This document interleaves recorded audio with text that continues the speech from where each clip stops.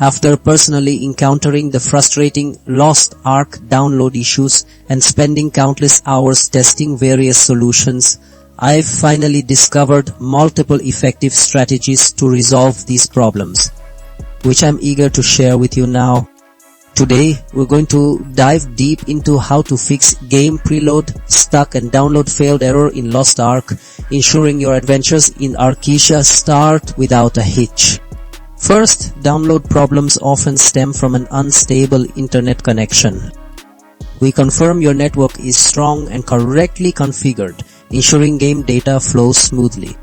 Second, game launchers sometimes use corrupted temporary files.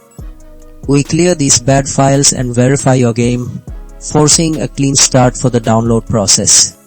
Third, system permissions or old software can block installation.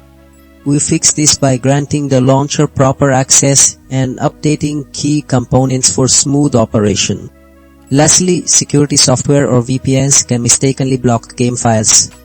We implement a workaround by temporarily adjusting these, removing hidden barriers to get your Lost Ark download running successfully and fast.